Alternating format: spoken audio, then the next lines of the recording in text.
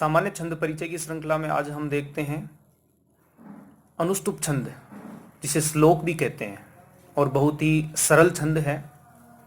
इस छंद का लक्षण है श्लोके षष्ठम गुरुगेयम सर्वत्र लघु पंचमम द्विचतुष्पादयोर स्वम सप्तमम दीर्घ अन्ययो। अर्थात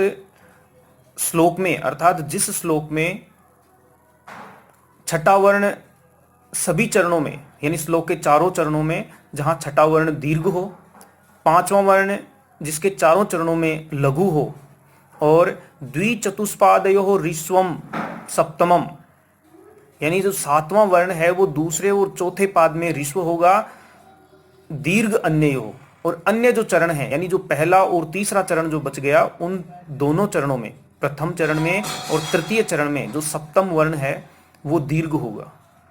पुनः स्पष्ट करता हूं कि जो सप्तम वर्ण है वो दूसरे और चौथे चरण में ऋस्व होगा और प्रथम और तृतीय चरण में दीर्घ होगा। या इसे हम यूं भी कह सकते हैं कि जो सम चरण है द्वितीय और चतुर्थ, उनमें ऋस्व, और जो विषम चरण है प्रथम और तृतीय, उनमें दीर्घ होगा सातवां वर्ण।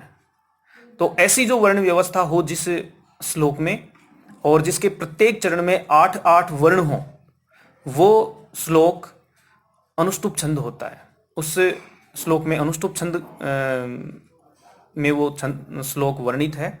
और इस अनुष्टुप छंद के उदाहरण संस्कृत साहित्य में, साहित्य जगत में अनेक हैं, अनेक ग्रंथ इसमें लिखे गए हैं, और अनेक नीति की जो बातें हैं वो अधिकतम, क्योंकि सबसे सरल है इसलिए जो सबसे सरल बातें, जो सरल नीति के जो वाक्य हैं वो इसी में कहे गए हैं।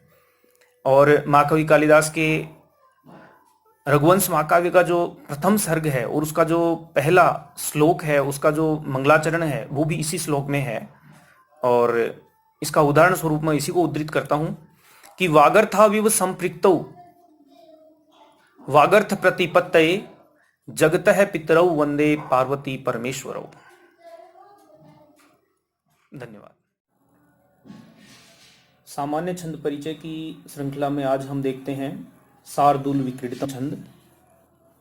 इस छंद का लक्षण इस प्रकार है सूर्यास्वैर्मसजस्ततः स गुरवः शार्दूल विक्रीडितम।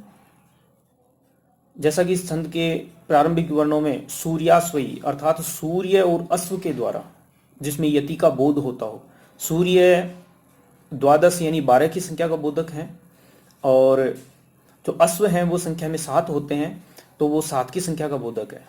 यानी इस छंद में, शार्दूल विक्रीडितम छंद में 12 वर्णों पे और 7 वर्णों पे यति होगी, और कुल प्रत्येक चरण में कुल 19 वर्ण होंगे।